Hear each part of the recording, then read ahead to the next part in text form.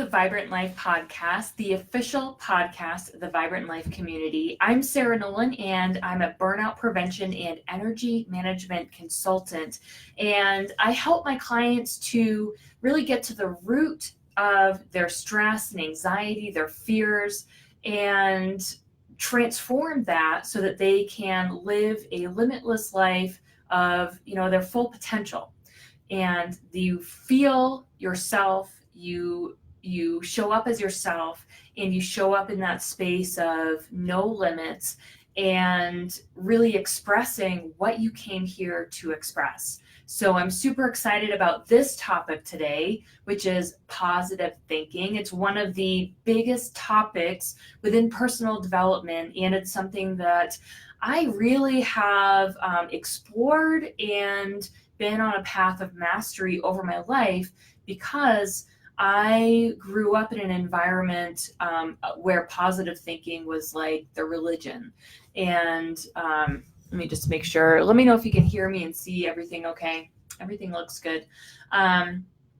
So that's how I grew up. And so, positive psychology really started coming out in like the mid 90s, I think. And so my parents were really into that, and I got to receive the learning curve that went with this new concept of positive psychology. And over the years, I've been through many different stages of it and really just learned a lot about what exactly it is and how you can use it for your benefit, and how it can also be very harmful. And the ways that it was harmful for me was because it led to a lot of shame, because it led to me over analyzing my thoughts. And, if I had particular thoughts that were not positive, I would feel bad about myself. I'd say, and not even intentionally, but I'd start thinking, what's wrong with me? Why am I thinking this way? And I would treat my inner mind, my inner self, as like a bad girl, because I had these thoughts that were not positive. And so that ultimately, that's not a very empowered mindset. And I like to look at what most people call positive thinking. I like to look at it as empowered thinking. And empowered thinking is not 100% positive. It's not 100% anything. It's just looking at it as the big picture and always moving in an empowered direction with your thinking, with your mental processing, with your mindset. So, the first thing is to realize that positive thinking, in positive mindset, in all of this mindset work that coaches and people talk about, is it can really easily become a form of perfectionism. It can be an outlet for perfectionism and even procrastination. And that might sound kind of weird, like, what do you mean procrastination can come from positive thinking? Well, if you are totally fixated and committed to positive thinking, and that's like the way that you frame it in your mind, then it can cause you to start putting off making major important changes that need to happen in your life in order for you to move forward. Because a lot of times you need to break down before you break through. And if you are totally focused on positive thinking, that breakdown may not be able to occur. Or you may not allow yourself to think the thoughts that need to come before the breakthrough. Like, maybe you really do have a health problem, and maybe you really do feel like crap. And if you, or maybe you do really have a financial problem, or maybe your marriage is a complete mess. And if you don't allow your brain to go to those areas and think those thoughts, then nothing's going to change. You're going to be in the dark. Your head's going to be in the sand. So that denial that often happens with positive thinking can create procrastination. And again, if it's framed as positive thinking, then It can become a control mechanism for yourself, which is not healthy. That's not positive. Control mechanisms are not a positive experience. So it kind of defeats the whole purpose that we go into that realm of positive thinking and positive mindset. So I want to share with you today 6 steps to mastering positive thinking and positive mindset. And the first one is not even looking at it as positive thinking and mindset, looking at it as empowered thinking and mindset, realizing that, there's in this real world that we live in, it's not just light, it's not just white, right? There's light and dark, and that creates this 3-dimensional world that we can see and experience. Like if you look at, if you're watching this versus listening, you'll be able to see that I'm wearing white, there's white all around me, and it's actually kind of hard to see definition between the two. But then my face has lots of different darks and lights and everything, and you can see a lot of dimension in my face. So that's just a physical example of how we need to have light and dark in our lives in order to experience this human life. So the first step is, it's the bonus one because there's actually 6 others, but the bonus step is realizing that it's not just about positive thinking. Okay. It's a way of thinking, it's empowered thinking that leads to positive feelings and a positive outcome. But again, that positive, we have this connotation with the word positive that it means good, right? And then we start putting labels on, is it good or is it bad? And there are no good or bad thoughts. They're just thoughts. And they're just thoughts that lead to different things and make us feel different ways. And there's no way that a person could possibly say and make an accurate judgment that any thought is good or bad. It's just part of the experience. So let's just stop putting labels on it altogether and just say, I say for me, if you had to put a label on it, empowered thinking would be a much more accurate way of describing it. So number 1, okay, well, I just gave you number 1. Number 1 was stop looking at thoughts as good or bad, because what that leads to is shame. It leads you to thinking, okay, I had a bad thought, I had a negative thought, that means I'm bad. You may not consciously think that, but that's where the subconscious mind goes, because you were probably taught as a child somewhere in your history that there are good kids and bad kids, good girls and bad girls, good boys and bad boys, and you better not be a bad boy, you better not be a bad girl, otherwise all this bad stuff is going to happen. So stop looking at thoughts as good or bad, and remember that they're just thoughts. They're just little blips in your day. They're just little blips in your life. And the second step is realizing that your thoughts are just symptoms, right? So it's not good or bad. They're just symptoms. Like if you have a cold and you end up getting a runny nose, you want to have that runny nose because that runny nose is eliminating the cold. You're releasing the cold. You're releasing, all the toxic stuff that's been inside of you through your runny nose and through digestive issues and all that stuff. You want to get a fever. If you have a cold, if you have an illness that requires a fever, you don't want to eliminate the fever because that fever is actually healing you. Okay, so look at your thoughts as symptoms. They're really just expressions of your subconscious. They're a window into like what's really going on inside of you. So if you tell yourself all day long that I am a winner, I'm successful, I attract, whatever things in my life.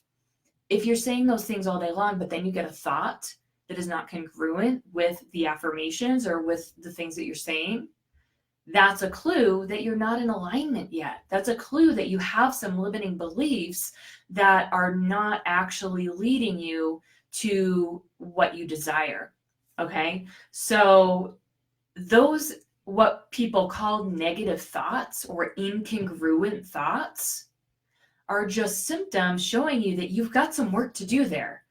And number three, the third step is to do that work, right? Like listen to your thoughts and listen to your thoughts and feelings, but then don't dwell on them. Okay. So gain some mental muscle, mental and emotional muscle to be able to be present with those thoughts. And it really just takes practice, right? So be present with those thoughts and feelings, and then be able to redirect yourself into a more empowering and more accurate direction. And when I say accurate, what I mean is that you are not your fear, you're not your anger, you're not your frustrations or your doubts. You are what's underneath that. What's underneath that is the accurate, the accurate version of yourself. That's a real you. So being able to redirect yourself into your true, authentic experience. And number four, having a process to process your thoughts and emotions in an effective way. So when you're redirecting yourself, I'm not suggesting that you stuff your feelings back down. I'm not suggesting that you just like put them out of your mind, because they're still there. Unless you have an actual process to go through to, hey, Laura, good to see you here. Unless you have an actual process to go through to release and transmute those thoughts and feelings, then they're always going to be inside of you, always trying to release through expression or sometimes even through physical ailments, which is something we can talk about another time.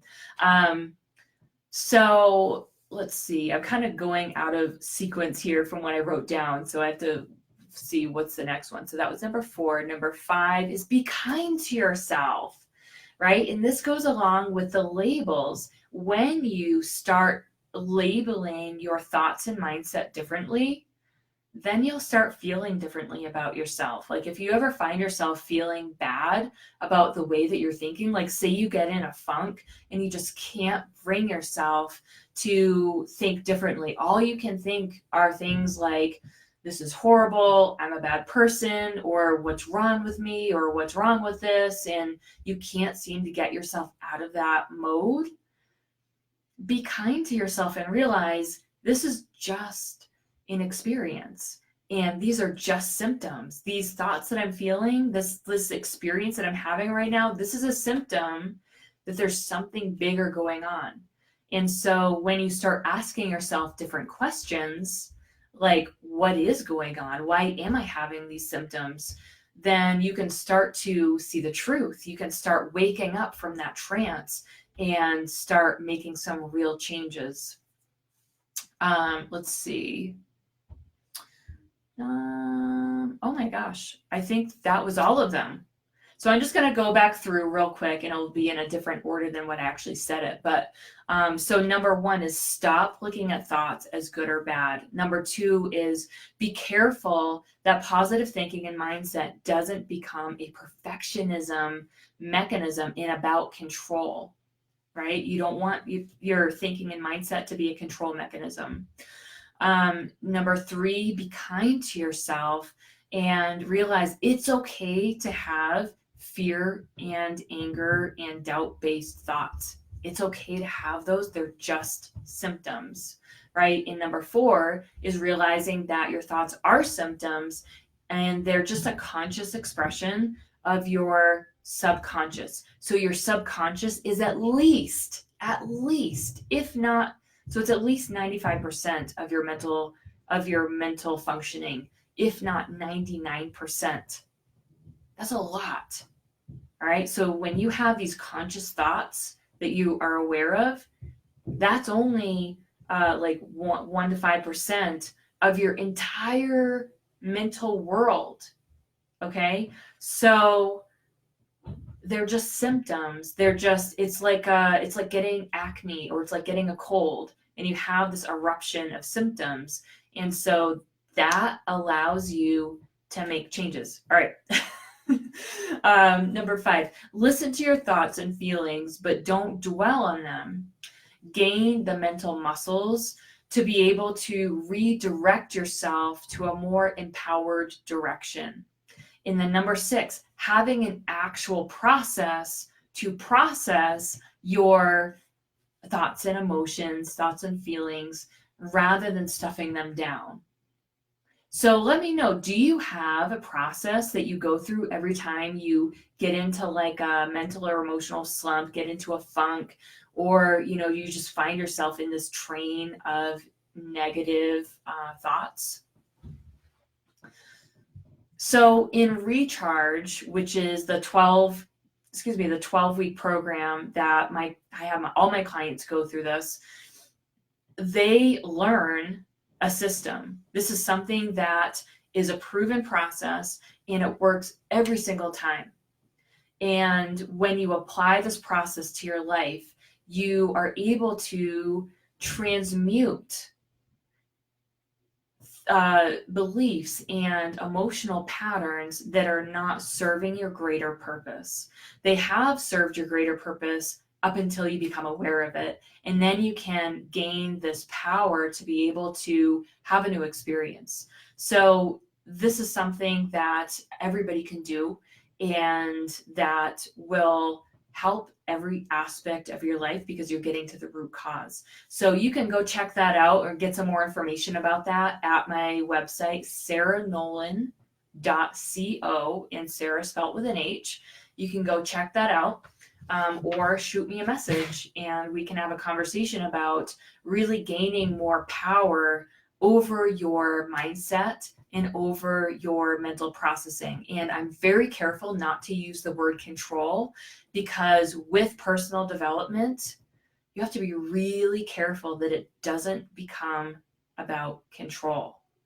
When it becomes about control, it becomes unhealthy.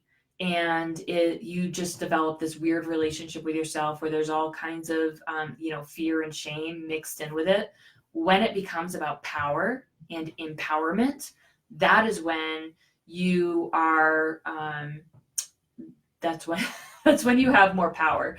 So you are powerless when it is all about control. All right. So if you want to become more empowered with your thinking and your mindset, then just let me know. So thank you so much for joining me today, and we will talk soon.